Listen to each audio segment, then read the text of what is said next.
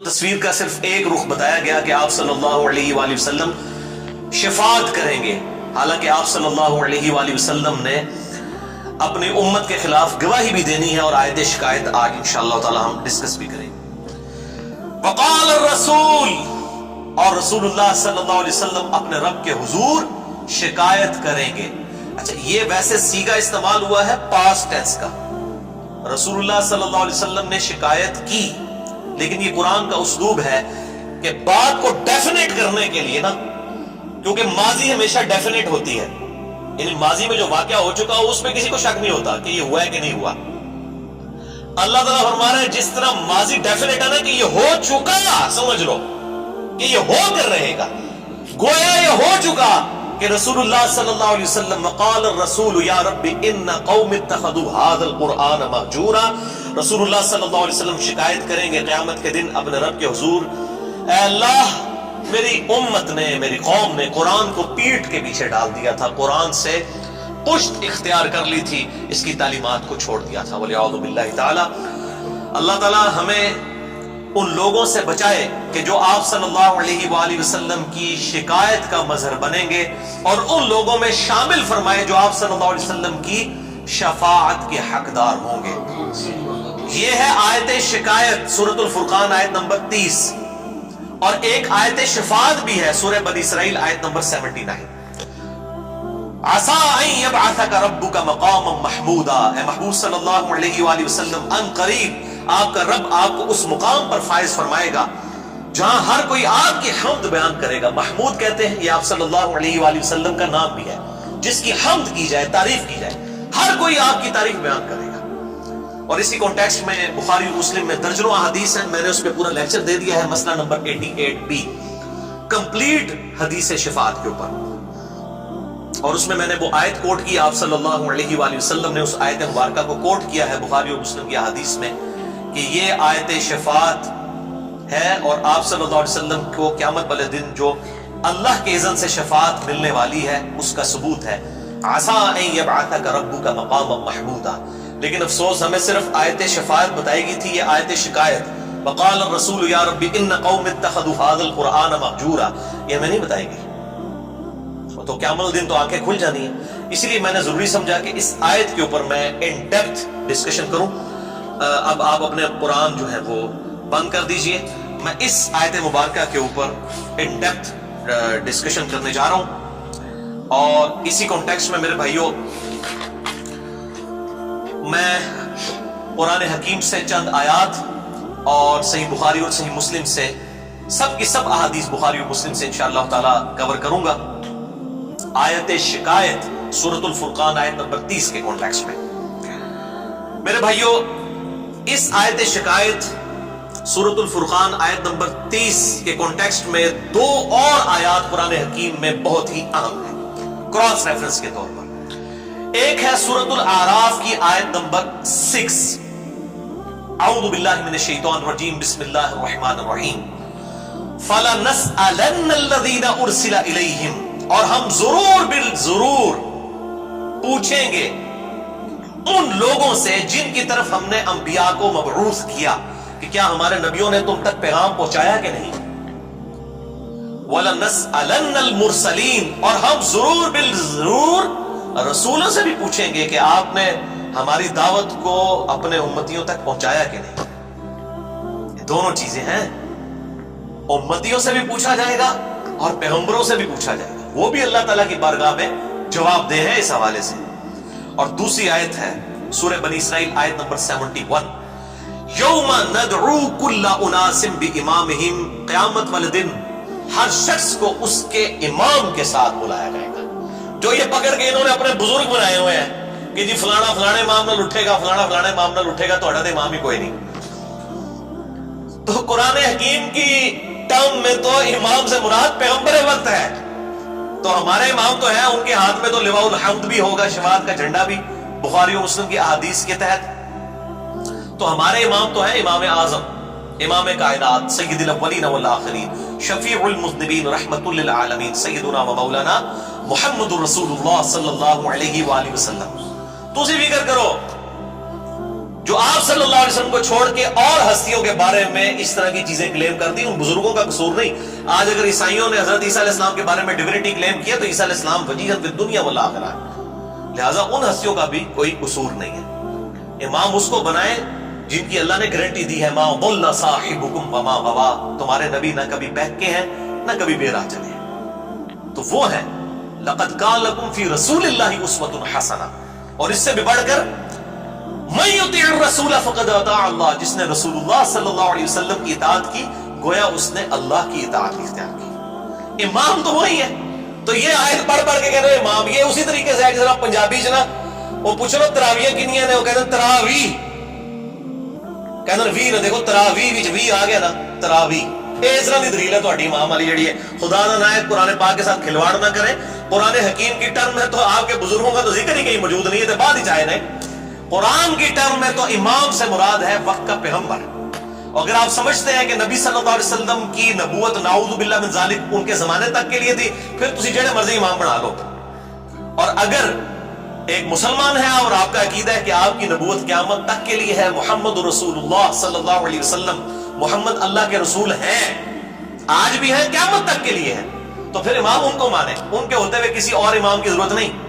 بخاری اور مسلم میں دونوں میں موجود ہے، اس سے بڑی اتھینٹک کوئی حدیث ہی نہیں ہو سکتی۔ اسی آیت شکایت سورۃ الفرقان کی آیت نمبر 30 کے کانٹیکسٹ میں پہلی حدیث صحیح بخاری میں ہے، انٹرنیشنل نمبر کے مطابق 5050 5050، اور صحیح مسلم میں 1867، اور مشکات المصابیح میں بھی موجود ہے، اور مشکات میں اس کا نمبر ہے 2195۔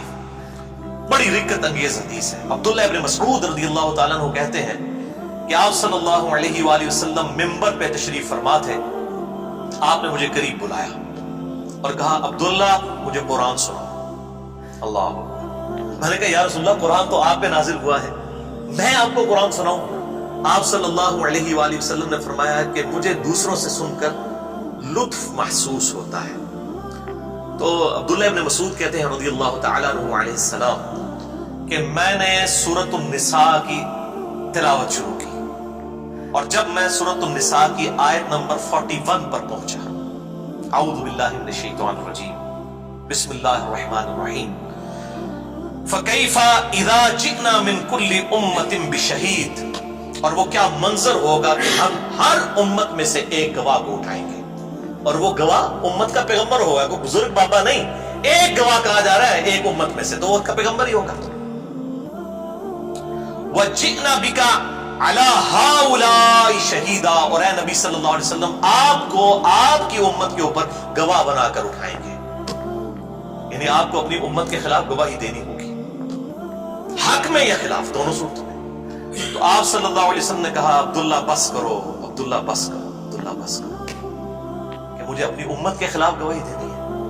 اور کہتے ہیں میں نے جب نبی صلی اللہ علیہ وسلم کی طرف دیکھا تو آپ صلی اللہ علیہ وسلم کی مبارک آنکھوں سے مسلسل آنسو روا تھے، یعنی آپ صلی اللہ علیہ وسلم اس چیز کی ٹینشن لے رہے ہیں کہ مجھے اپنی امت کے خلاف گواہی دینی ہے، امت بے فکری ہے، وہ کہتی ہے جو کچھ بھی ہے اللہ تیرے محبوب کی امت سے، ہم نے صرف رسول کو ماننا ہے، رسول کی نہیں ماننی۔ امت تو بے فکری ہے، عقل نہ ہوئے تو موجہ ہی موجہ، عقل ہوئے تو سوچے ہی سوچا، امت بے فکر ہے، وہ کہتے ہیں جو کچھ بھی ہے اللہ تیرے محبوب کی امت سے، اسی بندہ کوئی نہیں بڑھنا، اسی کتاب و سنت کوئی نہیں آنا، اس طرح انسانوں قبول کر لیں۔ ٹھگ ہے، فراڈی ہے، بے نمازی ہے، بے روزہ ہے، جو کچھ بھی ہے اللہ تیرے محبوب کی امت سے۔ اور میں کہتا ہوں اگر مورل لاز ایکٹیو ہوتے نا دنیا میں، اسی وقت جو ہے نا وہ آسمان سے اللہ تعالیٰ کی طرف سے ایک جوتا پڑتا کہ جھوٹ بولتے ہو، نبی صلی اللہ علیہ وسلم کے ساتھ اپنی نسبت کو قائم کرتے ہوئے شرم کرو، کیا ان کے طریقے پہ بھی چل رہا ہے؟ تو آپ صلی اللہ علیہ وسلم کی آنکھیں اشک بار ہوگی۔ اور دوسری حدیث بھی بخاری اور مسلم کی متفقن علیہ حدیث ہے، صحیح بخاری میں 3447 اور صحیح مسلم میں 7201، اور مشکات میں بھی موجود ہے 5535۔ یہ حدیث ابن عباس رضی اللہ تعالیٰ عنہ سے ہے، بڑی رکت انگیز حدیث ہے۔ ابن عباس کہتے ہیں کہ آپ صلی اللہ علیہ وسلم نے فرمایا قیامت والے دن، اور ایک بخاری کے طریق میں آتا ہے کہ حوض کوثر کے اوپر میرے دائیں اور بائیں سے میرے چند اصحاب کو فرشتے پکڑ لیں گے، اور میں کہوں گا یا ربی اصحابی اصحابی. اور ایک طریقے کے الفاظ ہے اسیحابی اسیحابی. اے میرے رب یہ میرے اصحاب ہیں، یہ تو میرے صحابہ ہیں جن کو پکڑا جا رہا ہے. والعیاذ باللہ تعالی. تو فرشتے کہیں گے کہ اللہ کے نبی صلی اللہ علیہ وسلم آپ کو نہیں پتا کہ آپ کی وفات کے بعد یہ لوگ دین سے الٹے قدم پھر گئے تھے. والعیاذ باللہ تعالی. اور دوسرے طریق میں آتا ہے آپ صلی اللہ علیہ وسلم فرمائیں گے سحقا سحقا لمن غیر بعدی سحقا سحقا لمن بدل بعدی. ان پر پھٹکار ہو، ان کو مجھ سے دور کر دو جنہوں نے میرے بعد میرے دین کو بدل دیا. یعنی یہ وہ لوگ تھے جو آپ صلی اللہ علیہ وسلم کی زندگی میں مؤمن تھے، ایمان والے تھے، مسلم تھے، سر تسلیم خم کیے ہوئے تھے، لیکن بعد میں مرتد ہو گئے. اور بخاری کے اس طریق میں 3447 میں آتا ہے کہ ابن عباس کہتے ہیں اس سے مراد وہ لوگ ہیں جو آپ صلی اللہ علیہ وسلم کی وفات کے بعد مرتد ہو گئے. مرتد وہی ہوتا ہے جو آپ کی زندگی میں مسلمان ہو، اور جو مسلمان ہوگا وہ صحابی بھی تھا، قانوناً تو صحابی تھا. آج کی ڈیٹ میں اب صحابی نہیں رہا، یعنی آپ صلی اللہ علیہ وسلم کی وفات تک تو تھا. اور سیدنا ابو بکر صدیق رضی اللہ تعالیٰ عنہ نے ان کے خلاف قتال کیا. یہ الفاظ ہیں 3447 صحیح بخاری میں ابن عباس کے. اور آپ صلی اللہ علیہ وسلم کے اس میں الفاظ ہیں اسی حدیث میں. آپ فرماتے ہیں پھر میں بھی وہی کہوں گا اللہ تعالیٰ سے جو عبد صالح عیسیٰ ابن مریم کہیں گے. یعنی عیسیٰ علیہ السلام کے دنیا سے اٹھائے جانے کے بعد بھی تو ان کے ماننے والوں نے بھی ان کے بارے میں غلط عقیدے پروپیگیٹ کیے. تو آپ صلی اللہ علیہ وسلم فرماتے ہیں میں بھی وہی کہوں گا جو عیسیٰ کہیں گے قیامت والے دن، جو سورۃ المائدہ کے آخری رکوع میں پوری گفتگو ہے 1 to 1 اللہ تعالیٰ کی اور عیسیٰ علیہ السلام کی، روکٹے کھڑے کر دینے والی. مسئلہ نمبر 90 میں نے ریکارڈ کروا دیا ہے جیوز اور کرسچنز کو قرآن حکیم کی دعوت حق.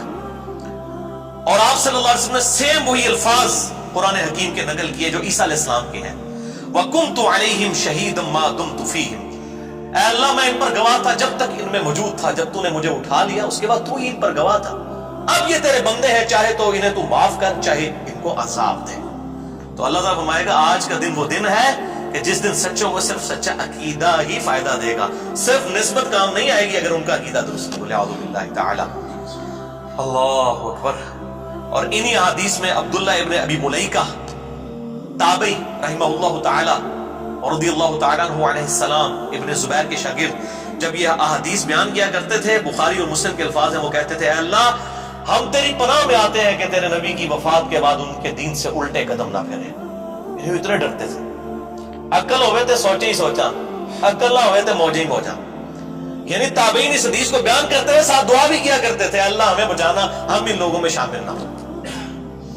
اسی کانٹیکسٹ میں اسی سے ملتی جلتی حدیث وہ امت لیول کی ہے. بخاری میں ہے 6584، صحیح مسلم میں 5968، اور مشکات میں بھی موجود ہے 557. پلاوے مشکات علیہ انہوں نے بات دی ہے تو لبڑی نہیں پہنی مشکل نہ آسانی نال مل جائے گی. 5571 مشکات میں کہ آپ صلی اللہ علیہ وآلہ وسلم فرماتے ہیں میرے حوض کوثر پہ میرے کچھ امتی لائے جائیں گے جن کے اعضائے وضو کے چمکنے کی وجہ سے میں ان کو پہچان لوں گا کہ میرے امتی ہیں.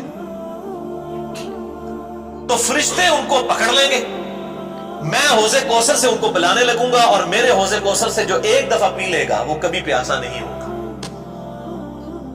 میں جب پلانے لگوں گا تو فرشتے ان کے اور میرے درمیان آڑ قائم کر دیں گے اور ان کو پکڑ لیں گے. میں کہوں گا میں ان کو جانتا ہوں، یہ تو میرے امتی ہیں، ان کو چھوڑ دو.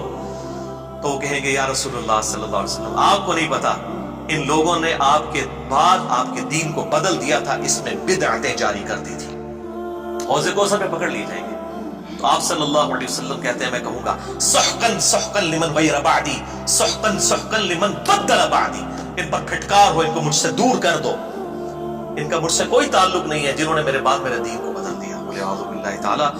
بہت خطرناک معاملہ ہے. اللہم من احییتہ منا فاحیہ علی الاسلام ومن توفیتہ منا فتوفہ علی الایمان. آمین. اللہم اجرنا من النار، اللہم اجرنا من النار، اللہم اجرنا من النار.